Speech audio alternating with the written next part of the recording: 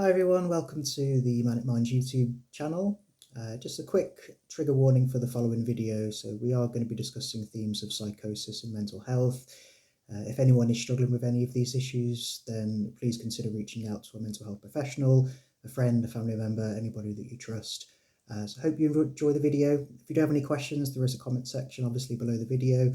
But yeah, enjoy and hope you're all okay out there. This is going to be a bit more of a you-centered episode. So we're going to be talking about psychosis, so obviously the condition and also your personal experiences of it as well. I suppose just to kind of get into the topic a little bit, do you want to talk about maybe some early memories of dealing with psychosis, maybe even the first time you noticed you had it? Yeah, fucking hell. So I experienced psychosis for the first time when I was 13. And it was pretty fucking weird. Like, I just woke up one day and could hear voices.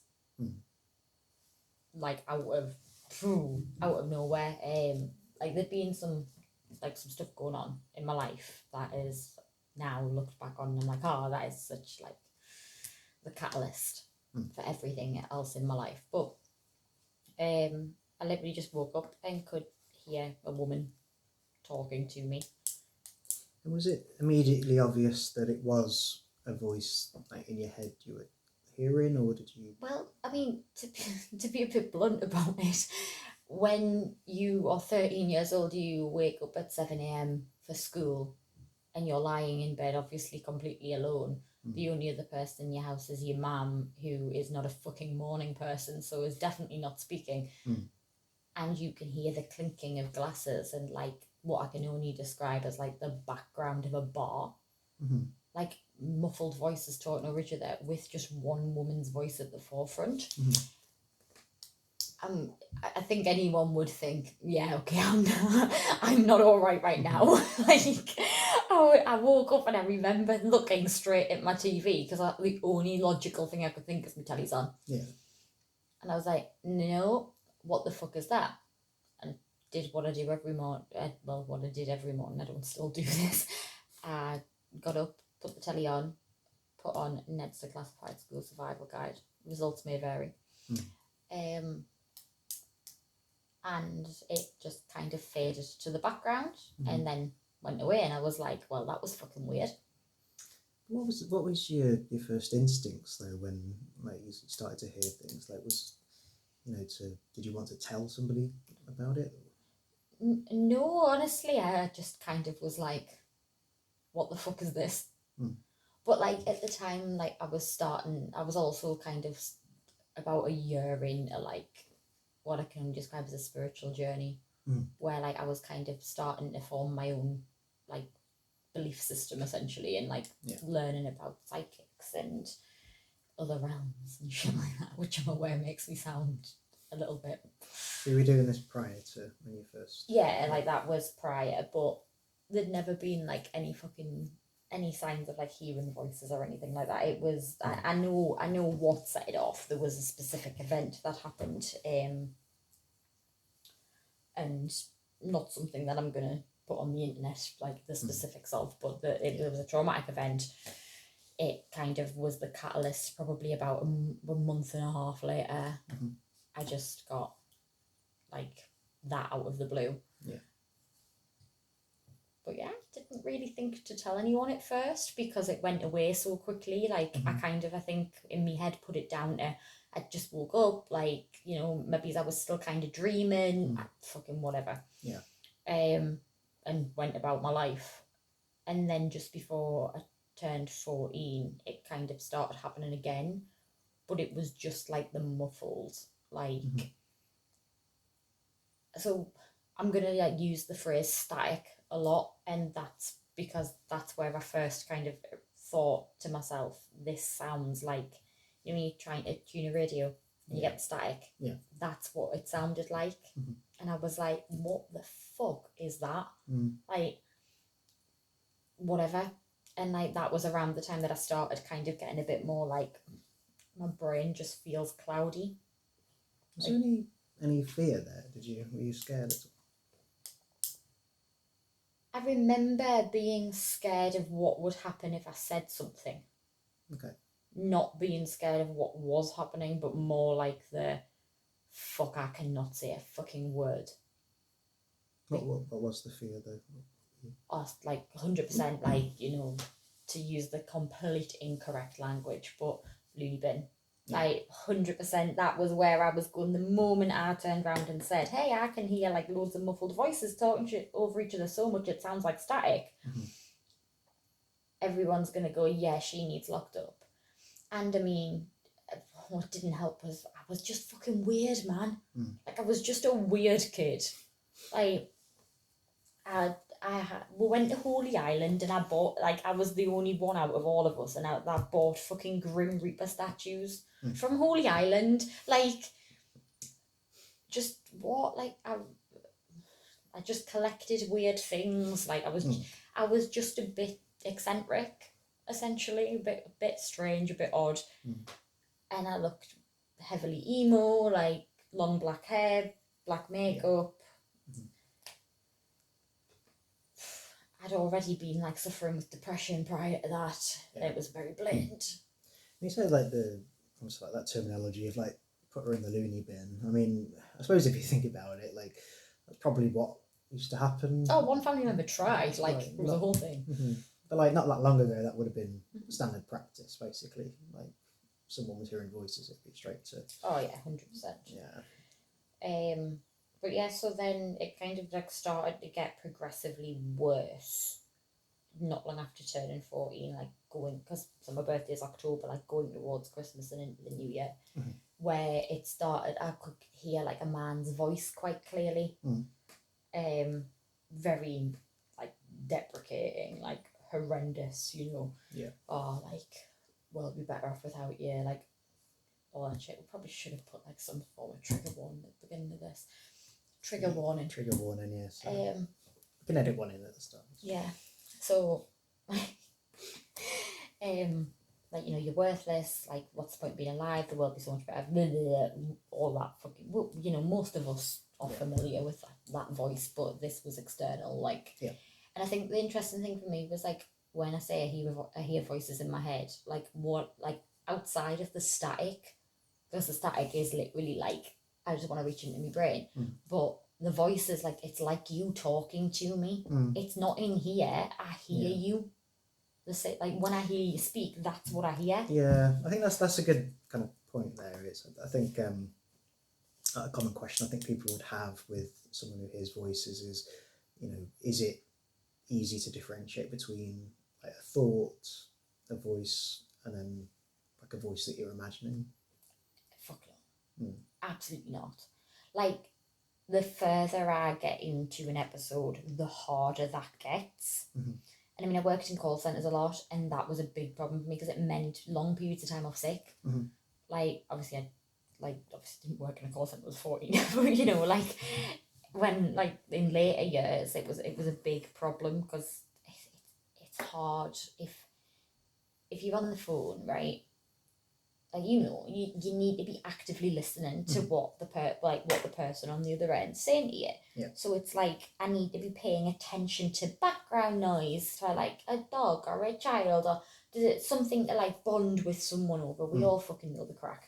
Like, that is impossible when I am trying to listen to you, but around me I have 6 other people fucking talking to me. That is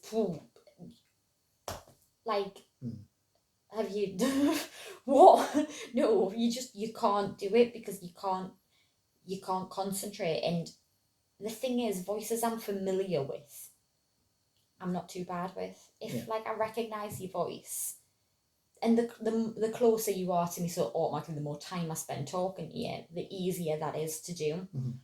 Because I can tell pretty quickly, and I can pinpoint your voice and keep on that line of like, keep me here and there, and drain everything else out. But if I don't know you, I've never spoke to you before, you just fall in with the others. So then I'm like, right, now I don't know where you are. So you've never had a voice that like sounds like it could be someone you knew personally? Like, has it ever manifested as someone else's voice that you know? Yeah, a few times. it tends to be more like, if I think you're annoyed with me, or like, maybe it's like I think that you're upset with us or something like that, especially because during an episode you're so depressed that like you're useless, like, or you feel useless. Yeah. Like, you actually probably are perfectly fine, but you feel like a burden. So sometimes like that thought process locks on with psychosis, and it's someone you care about telling you, I don't need you. Like, have you seen you putting you down?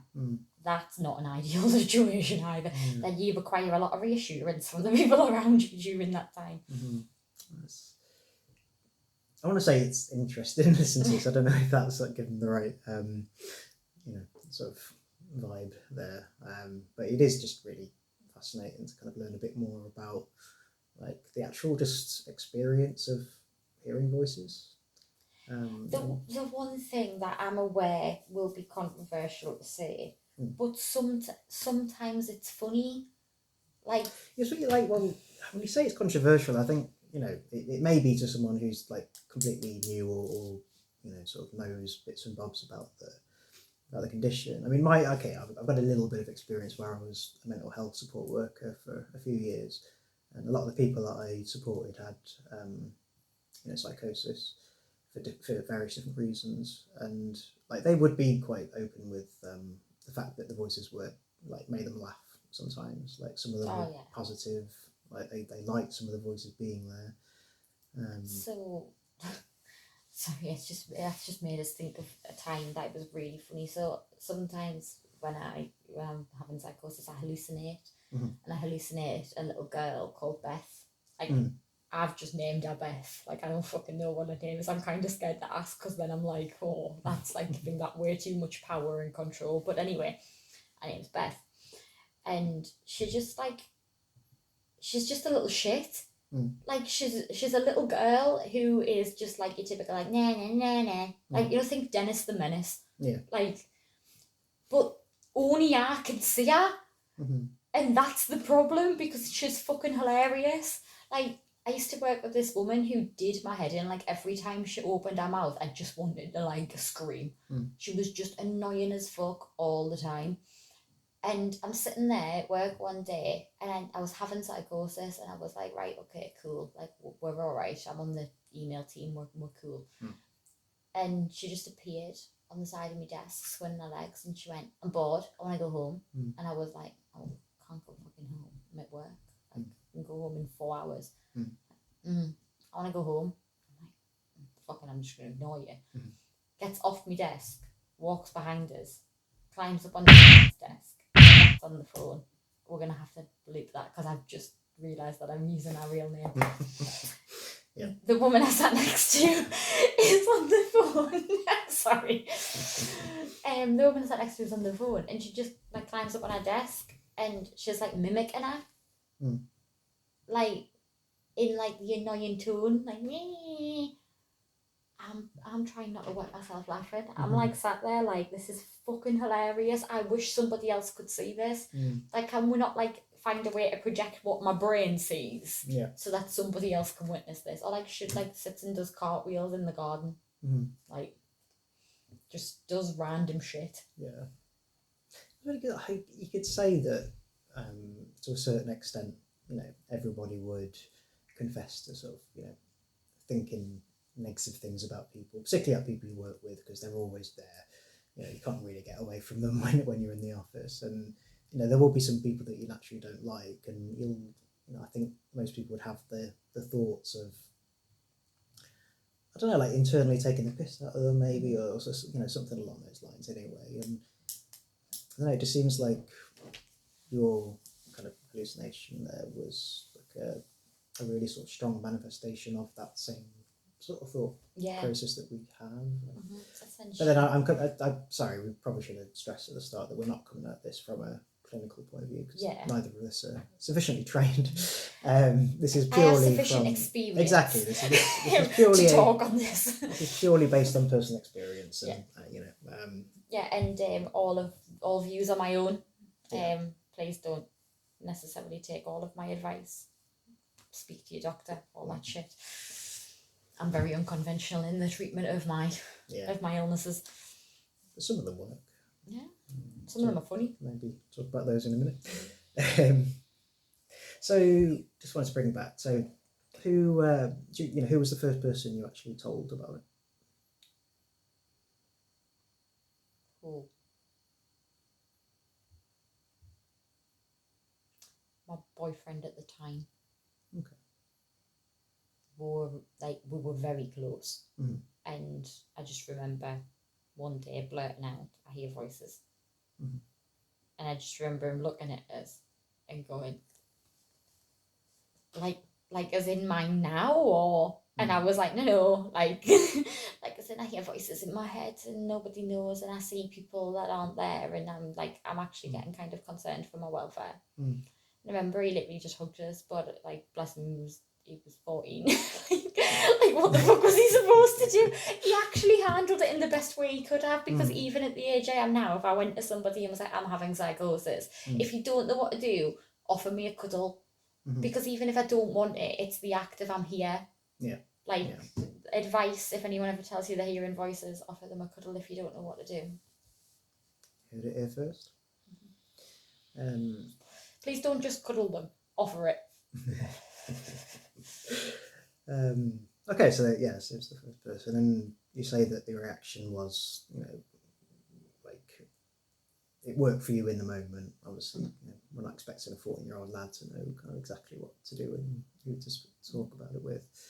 And was that, after you told one person, like, did it change anything in your sort of ability to tell people? Not really. Like, he bless him, he kept me secret. Like, he didn't say a fucking word to anybody. Yeah.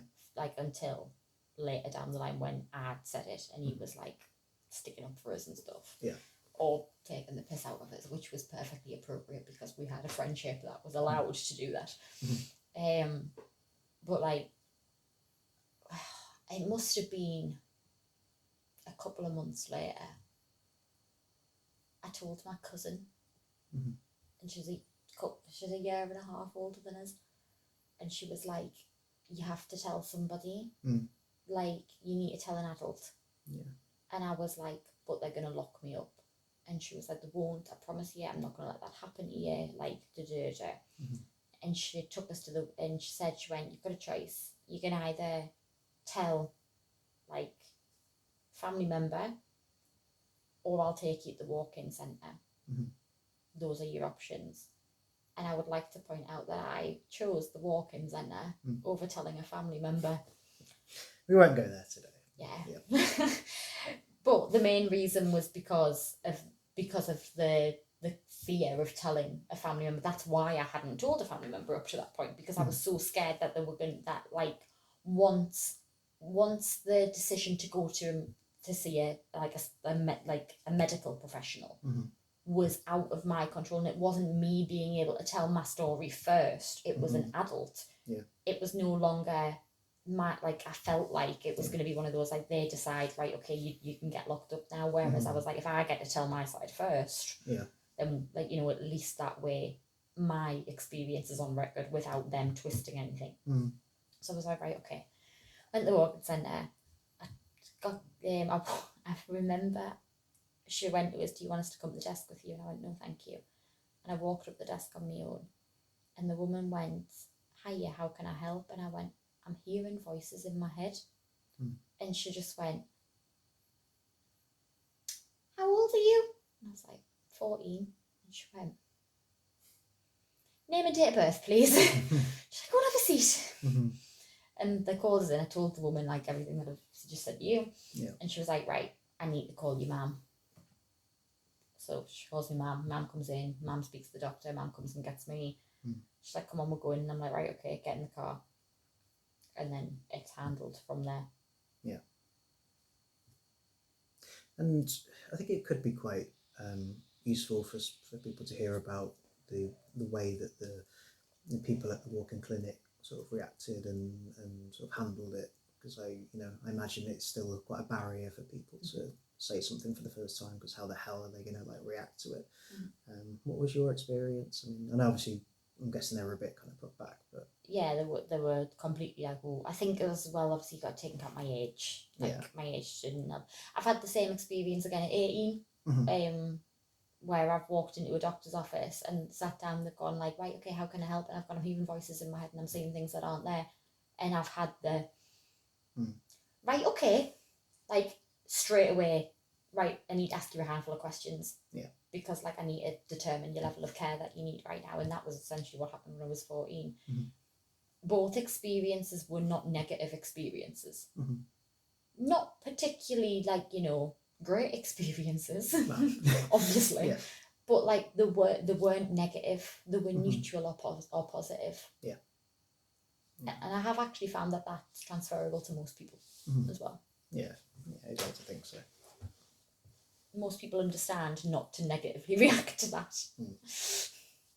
And then, you know, and I suppose that brings us on quite nicely to talking about, you know, stigma, people's sort of opinions of it, how it's sort of handled, and especially, you know, because I know we like talking about this sort of thing, but how it's represented in, you know, media, films, television.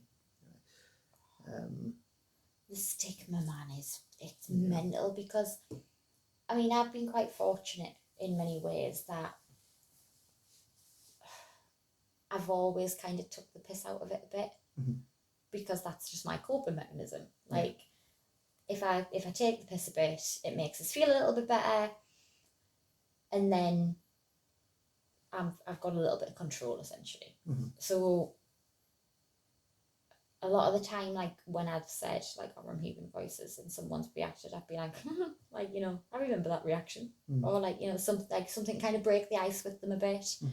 And like I always say to people, I'm like, feel free, because most people are like, sit for a few minutes, like after like the initial awkwardness, and then they'll go, I'm really sorry, could I just ask? And then they'll ask us a question.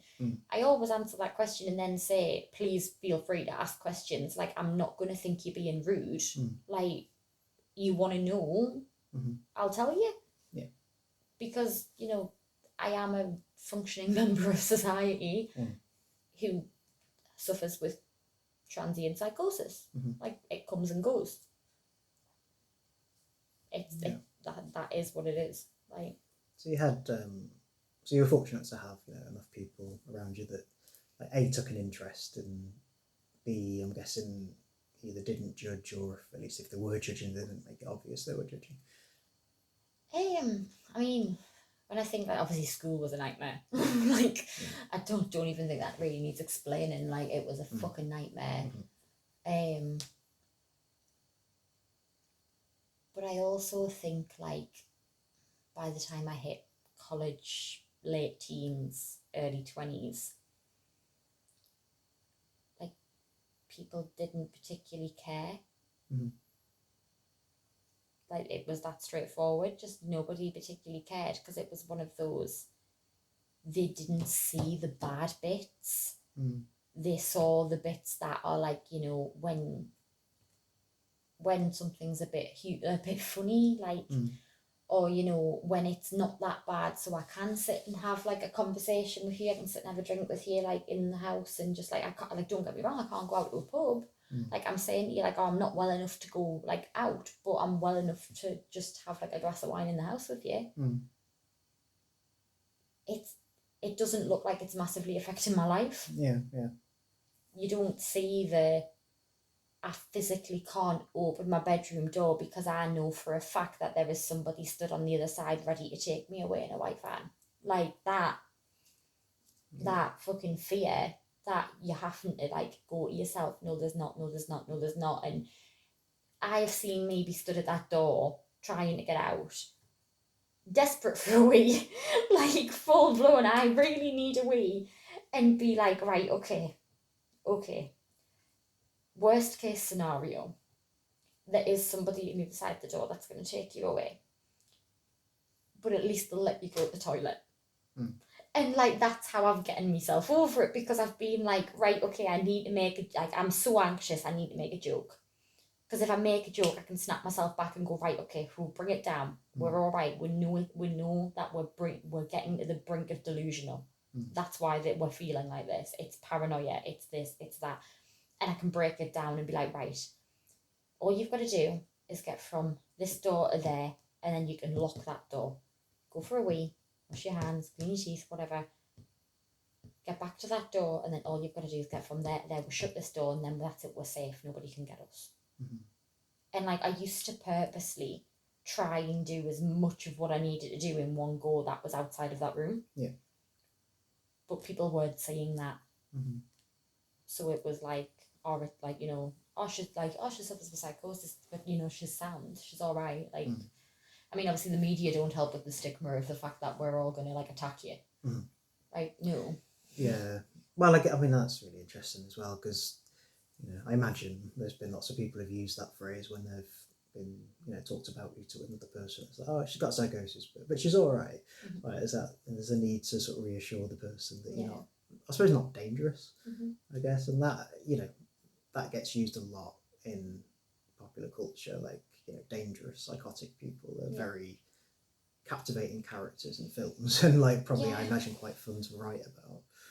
And I imagine it's difficult to sort of divorce that from, you know, your own day-to-day experience of it.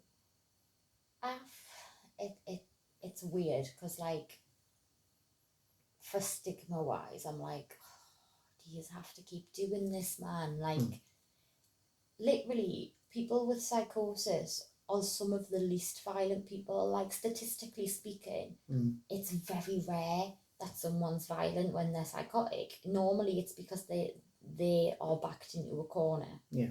People, like, if you back them into a corner, but you know, if back anybody into a fucking corner, they're gonna lash out. Most of the time you tend to find like people with psychosis are more paranoid than anything else. Like, you know, quite often one that my brain absolutely loves is I'm being watched. There's cameras and everything. Yeah. So like I'll like when I get to a point that it's really bad, like the photos all get turned down, like anything that could possibly have a camera in comes down, gets turned around, faces away from us. All my stuffed animals go away. Like anything that my brain is like, there could be a camera in that. It's covered, it's gone, it's away. Yeah. Because I'm so like, I'm being watched, and I lock myself in like my bedroom where curtains drawn, everything. Like, and again, you know, that chimes with my, you know, albeit very limited kind of secondary experience of psychosis, of working with people that experience it. And I mean, to be honest, there was very, very few times I actually felt threatened in that place, like if at all, actually. But, you know, it wouldn't be unusual to walk into someone's room and they'd, you know, destroy the fire alarm because they were convinced there was a camera in there. Like, you know, that's the windows. Yeah. And that's how the paranoia mainly manifested itself. It wasn't really in violent behaviour. And when it is violent, it's normally violent towards yourself. Yeah. Like, in most cases, it's violence towards themselves, or like, you know, definitely in mine, it was always violence towards them. Don't get me wrong, like, there was times that I'd be proper like, I just really would love nothing more right now when someone was particularly winding us up, but that wasn't from psychosis, that was from normal human emotion. I have those thoughts on a daily basis, don't I? Like, you know, you tend to find that it's more like a, if I killed myself kind of train of thought, like not a kill that person. Have you had many occasions where you've, like, I don't know, overheard some people talking about it or seen it on TV represented in a certain way that's just made you think, oh God, I think people need to understand this a lot more than they do? To be honest, a lot of it's come more from like one-on-one conversations or like group conversations with people that I'm like friendly with, that I know, or like I'm a big fan of like just dropping that into conversation, that I hear voices and just watching the reaction. Like, don't get me wrong, that's because like, I mean, I'm 28 coming up 29. I'm what, 15 year deep, 14 year deep into this now. And now I'm like, this is quite humorous at times because it's like some sadistic thrill of like when I see people's faces that I'm like, I remember feeling like that. Like it's weird, but that's my own little coping, my own little way of coping. And also it's a perfect opportunity to educate, because people never know. Yeah. Which is always fun to do, because I'm like, I feel like I'm breaking down stigma literally one person at a time. Because like if I mention, oh yeah, I hear voices, and people are like, oh my god, can I ask you questions about that? Yeah. Because when you go to me, like, so what do you mean by like you hear, like, so if you hear voices, do you like see things as well? And I'll be like, yeah, like, and they'll be like, do you see like people? And I'm like, yeah, I see people, like animals, like da da da. And they'll be like, oh my god, like, so could that just like be happening now? And like, you know, you would be aware of it, and obviously we wouldn't, but you'd be fine. And I'd be like, yeah, like in some cases, like, because thing is as well, another thing that people don't realize is when you say like psychosis, that's not necessarily always bad. Like, obviously it's never a good thing. Like, I just want to throw that out there. It's never a good thing. But like, it's not like necessarily detrimental. Like, you know, for instance, if for argument's sake, we were sitting having this conversation, I was having psychosis right now, and I could see someone sat there. And they're not doing anything, they just sat there, just, you know, listening to us talk. That's not scary, so therefore I'm not concerned by that. Like, it doesn't affect my life. It's not making any difference to my life. So I can just continue like normal. And that's another important thing for people to maybe hear from like first-hand experience, is that it isn't always, like, an episode isn't always detrimental. You can still function to a certain extent with it. Obviously we're not trying to say that's what happens all the time, but like it can. Oh yeah, like I've been on both sides of it, where like I mean, so I suffered with continuous psychosis probably for about 4 years. Like, it never went away. I got my A-levels and the first 2 years of uni done with psychosis. Wow. And but actually most of the third year, because my episode ended on the 4th of April 2022, and I didn't finish uni until June 22. Yeah. So, like, I literally, I know, because I remember getting my results and I was wetting myself laughing, because I got results for like second year and I'd getting firsts. And the reason that I found it so funny was because my final for that year, I'd written with a woman literally stood just screaming like a fucking banshee in my ear. Like, headphones weren't even really assisting. I could hear her over the fucking headphones for like the entire time I'd wrote that assignment. She screaming, was she like negative, positive? Or no, just screaming. Just, you know, seriously, banshee. That is the only way I can describe it. She looked like one as well. It was fucking just there. And I remember sitting typing this assignment, and I remember saying at the time, for the love of God, could you just breathe? Like, holy shit. Like, it's not even like a scary thing, because it was scary the first time you appeared at the bottom of my bed, darling. That was credit. That was fucking terrifying. But at this point, you appear and do this to me quite regularly. It's now just fucking annoying. Yeah. Because I know that you're not going to hurt me. Because the one perk that I've had is I understood very early on that, like, they were in my head, that they weren't real. And I've always kind of just latched onto that as the best I possibly can. There's been times, don't get me wrong, that I've not okay. Yeah. But, like, I've just latched on to, you can only hurt me if I let you. But despite that, there is times where initially it's quite fucking terrifying until you realise that that it's your brain. It's not actually happening. Like, you know, the time that I turned around in my kitchen, there's just a man wielding a knife. Like that initially, if I wasn't scared by that initially, that's concerning, because at that point I've totally lost touch with reality, and I'm living in my little delusional world where I just think, oh, you're definitely not real. like no. Hey, there's a middle ground there. Again, it's not a million miles away from things that we, like, all of us do all the time. Like, you know, who hasn't woke up in the middle of the night, seen a coat hanging from the door, convinced it's a big dude in a hood with a knife, and then for a split second it's terrifying, but then you think it's not real. Like, just it's that, but just imagine that you could actually see the dude, like, like, he's fully there, and you don't know whether is there or whether you're imagining it. Mm-hmm. Yeah. That's why the terror probably goes on a bit longer. Mm-hmm. Like, you're like, fuck. Yeah.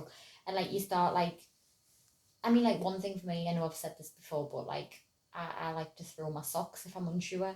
Mm-hmm. Because worst case scenario, I hit a real person with my socks. It's a funny fucking story. Like, I threw me socks at you, haha. Like, best case scenario, they land on the floor, which means I am confirming in my head I'm hallucinating. Mm. Like, I'm safe because it's a hallucination, so it's cool. Well, not cool, but like, I'm all right. Yeah, I remember that. It's one of the first things you told me when you told me about your mental health, and yeah, it was just a really great, very funny. practical, sort of way of differentiating between real and imaginary. Same as me best friend, especially when we lived together. Like, we lived together for like a year and a half, and we had a flat together.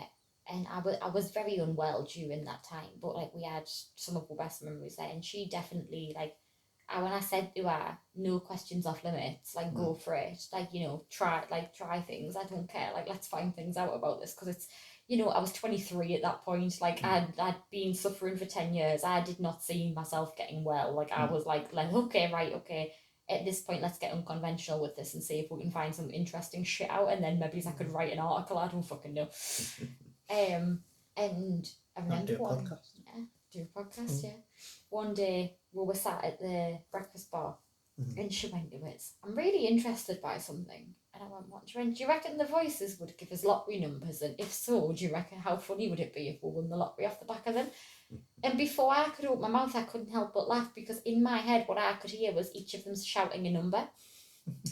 And I was like, this to her really quickly, and she like wrote the numbers down. She went, what just happened? And I like had to like piss myself laughing and then explain what from my perspective had happened. And we're still like wet ourselves laughing to this day. Like, all one of us has to do is go lottery numbers, and the other one just pisses themselves laughing. I'm assuming you didn't win. No. I think we won £3. I feel like I can't remember whether we didn't win or we won £3. I feel like one of us always says we didn't win, and the other one always says £3. So it was one or the other. Yeah.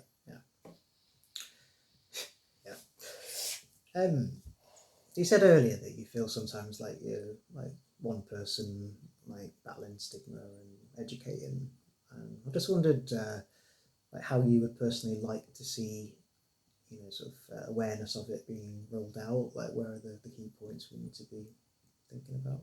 I mean, I think a big one is having, like, so one storyline that I really love, it sounds mental, but on EastEnders, Stacey, she's bipolar, and they've done a couple of episodes, like couple of like storylines with her with psychosis, or with like, manic episodes, things like that. Yeah. And it's always done so well. Like, I mean, first of all, Lacey Turner, fantastic actress, but like the research and like the talking that they do to make sure that they tell the story accurately and like, in the best possible way. That kind of thing is what I think I'd like to see more of. Yeah. In like, for diversity, if you want to have characters with mental illness to like, raise awareness and things like that. Yes, we need characters that suffer with anxiety and depression, but we also need representation for disorders that are not even necessarily less common, but just so stigmatized.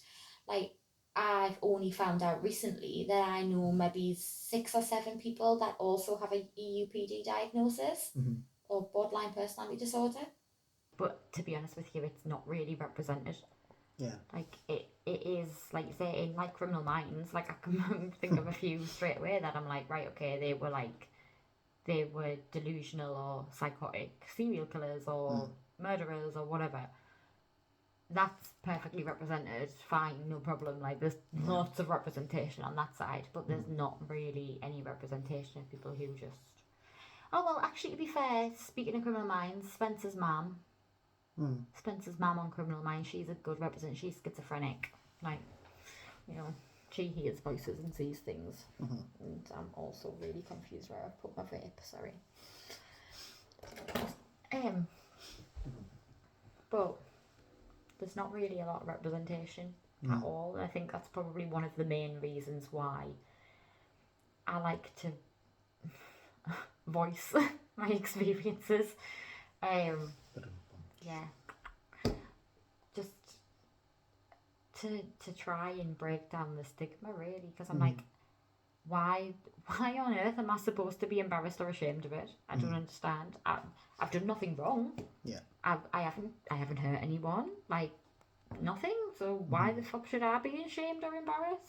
Like, it's funny, like, because I was sort of thinking ahead to sort of bringing the episode to a conclusion by maybe just finishing on certain things you would want to say to people that are experiencing it for the first time. And whilst that's really important, I just wondered why that was the natural way I went. Like, maybe a better question is, to people who, at some point in the future, if someone comes to them and tells them they hear voices, what advice would you give to those people? Like, how to react, like what not to do if somebody does come to you with it? Just listen. Don't panic, because we can feel you panicking. And once you panic, we panic. And that point we'll play it down, and you don't get an actual, like, this is how ill I am kind of situation. Yeah, definitely pay attention to what they're saying. Ask what they would like you to do. If they haven't specifically said, please phone a doctor, ask them what they want to do. Yeah. Because right now, they still have complete mental capacity. Like, well, in the eyes of the law, like, obviously, like, use your common sense. If somebody's, like, full-blown, like, drug-induced psychosis, like, out of it, like, yeah, we're okay. Like, let's maybe use our common sense and ring 999 in those situations. But, like, if somebody comes to you and says, like, hey, I've been hearing voices for a while, and, like, it's really interfering with my life, but I didn't really know what to do, that sort of thing, then ask what it is that they would like you to do in that situation. Yeah. And present them with options, because sometimes you can't think straight. So you can say, like, would you like me to phone a doctor? Would you like me to come with you to an appointment? Would you like to, sit and have a takeaway with me and talk to me? Let them talk it out, because a lot of the time you don't need immediate medical intervention. Yeah. It's just a case of, like, let someone, because if you make someone feel comfortable enough to be able to talk to you, they're going to tell you what's really going on, and at that point you've got more information to go on, which is going to help them later down the line. I mean, one thing that I was conscious that I wanted to cover was, like, medications and stuff like that, but I don't really want to just babble on for ages. I mean, I'm sure this is probably going to be a topic that'll come up again at some point. I'm sure the topic of medication will come up quite a lot as well. So, and I suppose the other side of that is if somebody might be listening that has maybe heard some voices for the first time, or maybe has been experiencing it for a while but hasn't really come out and told anybody. What kind of things would you want to say to them? You're not going to get sectioned. That's such a big fear within the community of people who hear voices or see or hallucinate, or any form of psychosis, touch, smell, taste, whatever. Because that is something that a lot of people don't realise. It covers all your senses. Like, it's not just hearing voices, not just hallucinating. It covers all your senses. And to be fair, like, that is when it can get really freaky. At the point where they're touching you, you're like, oh, get the fuck off me. But unless you're at a point that you can't even answer your own name and date of birth, they're not fucking sectioning you. Like, I could go on forever about the state of the mental health system in the UK, but that can be a whole other episode. It's okay. You're gonna be all right. Like, if you don't have anyone close to you that you feel like you can go to your GP. go to the local, like, a doctor that you maybe like, that maybe's been quite helpful, especially because, like, if you've been treated for, say, depression and that doctor's been really helpful, maybe make an appointment with that specific doctor. But bypassing close friends and family and jumping straight to a medical professional is not a bad thing. So many people will try and make you feel guilty and be like, you could have told me, you could have talked to me about it, why didn't you tell me? That's their insecurity with the fact that they've suddenly had to realise that you're not comfortable coming to them with intimate details. Yeah. That's not on you. Like, right now, the only concern you need to have is you and your mental health. Fuck what anyone else is doing or saying or whatever. It does not matter. The main concern is that you get the attention that you need, the medical attention that you need. Yeah. Because the earlier you intervene, the easier it is. Like, I went nearly 5 years before receiving any treatment. I'd walked in there at 14. I got treatment for the first time halfway between 18 and 19. Because while under a certain age, you're under parental care, can't necessarily access correct things. There was a lot of concern from one parent's side of the family that I would be tarred with a brush and, put on antipsychotics too young, and it would like fuck with my personality. So the decision was made mutually, may I add. Like, I was also involved in the decision making process that we would leave it. But by the time I reached 18, it was kind of at a point where it was like, right, okay, I need to do something here. So yeah, just like don't be afraid. I know it's scary, I know it's hard, but honestly, like, you'll be surprised. Yeah. Obviously, for anyone who is listening to this, I imagine we'll be putting some links. Yeah. Attached that they can access.